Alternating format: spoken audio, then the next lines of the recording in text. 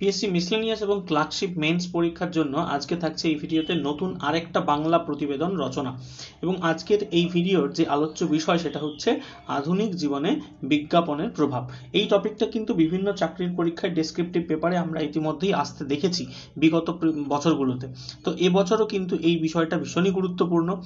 যদি পরীক্ষায় আসে এই বিষয়ের উপর আমরা কি করে একটা গুছিয়ে বাংলা প্রতিবেদন রচনা লিখবো, আজকের এই ভিডিওতে আমরা লিখবো।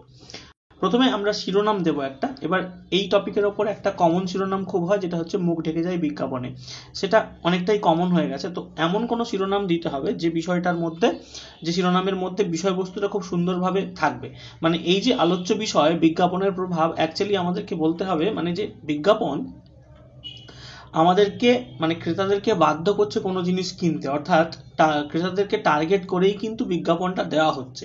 তো শিরোনামের মধ্যে যদি ওই বিষয়টা থাকে ব্যাপারটা খুব সুন্দর হয়।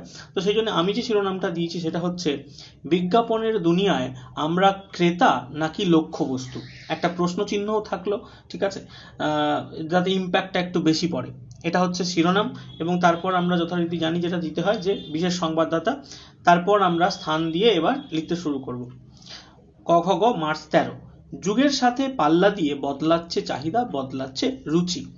প্রয়োজনীয়তা শব্দের অন্তর্নিহিত অর্থ হয়ে দাঁড়িয়েছে দেখনদারি। মানে এখন প্রয়োজনীয়তা নয়, মানুষ দেখনদারির জন্যই সবকিছু করে।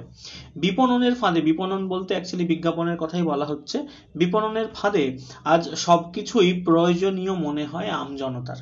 ঠিক আছে, মানে আমাদের সবকিছুই মনে হয় এটা প্রয়োজনীয়, ওটা প্রয়োজন, সবকিছুই প্রয়োজন। কোনটা অপ্রয়োজন আমরা সেটাই প্রয়োজন অপ্রয়োজনীয়তার ফারাকটুকু বুঝতে পারি না। নেক্সট দেখো, এরপরে যে লাইনটা বলেছি, ক্রেতা আদতে পণ্য কিনছে নাকি বিজ্ঞাপনের মায়ায় জড়াচ্ছে সেটা বুঝে ওঠার ফুরসত নেই। নেক্সট হচ্ছে লোভনীয় ছাড় হোক কিংবা নামি কোম্পানির তকমা, মানে নামি ব্র্যান্ডের আর কি বিভিন্ন জিনিসপত্র, সবেতেই বিজ্ঞাপনের রমরমা। শুধু কি পণ্য বিক্রি, মানে এই বিজ্ঞাপনটা শুধু কি পণ্যের ক্ষেত্রে? আজকাল শিক্ষা, চিকিৎসা, রাজনৈতিক প্রচার, এমনকি সামাজিক বিভিন্ন যে বার্তা, সেই বার্তা পৌঁছে দেওয়ার ক্ষেত্রেও বিজ্ঞাপনই অব্যর্থ হাতিয়ার। অর্থাৎ বিজ্ঞাপন দিলেই মোটামুটি কাজ হয়ে যাবে বলে আমরা ধরে নিই। সব জায়গাতেই বিজ্ঞাপন। কাজেই প্রশ্ন উঠছে, আমরা বিজ্ঞাপন দেখছি নাকি বিজ্ঞাপন আমাদের, কোনটা? এবং আমি বলেছিলাম যে প্রতিবেদন রচনার প্রথম যে প্যারাটা সেটা একটা ওভারঅল আমরা লিখবো, এবং শেষে যদি একটা কোশ্চেন মার্ক ছুঁড়ে দিতে পারো তাহলে পাঠকদের উদ্দেশ্যে, তাহলে সেটা অনেকটা বেশি ইম্প্যাক্ট ফেলে। তো সেই জন্যই আমি দিলাম কোশ্চেনটা যে আমরা বিজ্ঞাপন দেখছি নাকি বিজ্ঞাপন আমাদের, মানে অ্যাকচুয়ালি দেখানো হচ্ছে। যাই হোক, তো এটা হচ্ছে গেল আমাদের প্রথম যে প্যারা, প্রথম অনুচ্ছেদটা। দ্বিতীয় অনুচ্ছেদে এবার আমাদের বিস্তারিত বলতে হবে, কিছু তথ্য দিতে হবে এখানে। বর্তমানে সোশ্যাল মিডিয়ার দৌলতে বিজ্ঞাপন আরো ব্যক্তিগত স্তরে পৌঁছে যাচ্ছে। অর্থাৎ আগে বিজ্ঞাপন একটা ওভারঅল দেওয়া হতো, রাস্তার ধারে কোনো হেডিং তুমি দেখলে, কোনো সাইনবোর্ড দেখলে, সেটা সবার উদ্দেশ্যে এই বিজ্ঞাপনটা আছে। কিন্তু এখন সোশ্যাল মিডিয়াতে মানে অ্যাডগুলো কিন্তু পার্সোনালি দেখানো হচ্ছে যে যার ফোনে, এবং ফেসবুক, ইনস্টাগ্রাম, ইউটিউব বা অন্যান্য ডিজিটাল যে সমস্ত প্ল্যাটফর্ম রয়েছে সেখানে ব্যবহারকারীদের পছন্দ ও অভ্যাসের ওপর ভিত্তি করে বিজ্ঞাপন দেখায়। যেমনটা আমরা সবাই জানি যে আমি ফ্লিপকার্টে কিছু একটা জিনিস সার্চ করলাম, সঙ্গে সঙ্গে ফেসবুক, ইনস্টাগ্রাম, ইউটিউব সব জায়গাতে ওই জিনিসটার অ্যাড আসতে শুরু করলো। অর্থাৎ তারা বুঝে গেল যে আমি এই জিনিসটার প্রতি ইন্টারেস্টেড।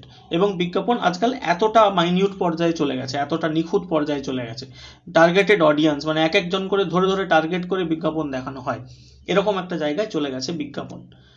তো সেটাই আমি বললাম এখানে। নেক্সট যেটা বলেছি দেখো, এরপরে গবেষণা বলছে, আমি বলেছিলাম সেকেন্ড প্যারাতে তথ্য থাকবে বেশ কিছু।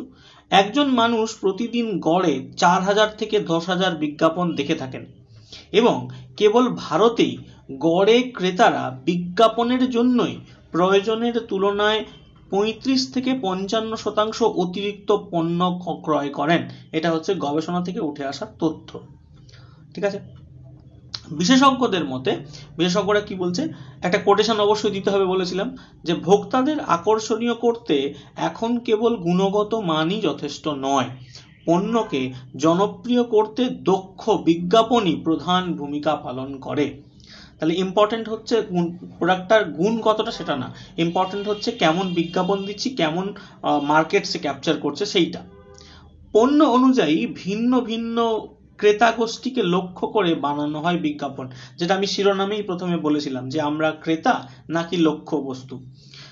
আর লক্ষ্য পূরণ করতে পারলেই বাজিমাত। তো এই ছিল একটা কোটেশন, যেটা বিশেষজ্ঞের মতামত আমি দিয়ে দিলাম। তো এই হচ্ছে আমার সেকেন্ড প্যারা। সেকেন্ড প্যারার পর এবার থার্ড প্যারাতে আসবো, কনক্লুডিং প্যারা। সেখানে আমরা কি বলছি, তবে বিজ্ঞাপনের সবকিছুই যে নেতিবাচক তা নয়, আমাদের লেখাটা একটু ব্যালেন্স করতে হবে। সেই জন্য বিজ্ঞাপনের দ্বারা নতুন পণ্যের পরিচিতি বাড়ে, ব্যবসা বাড়ে, কিন্তু আশঙ্কার বিষয় হলো বিজ্ঞাপন প্রদর্শনের নীতি, মানে যে নীতির ওপর ভিত্তি করে বিজ্ঞাপনগুলো দেখানো হচ্ছে সেইটা আশঙ্কার বিষয়।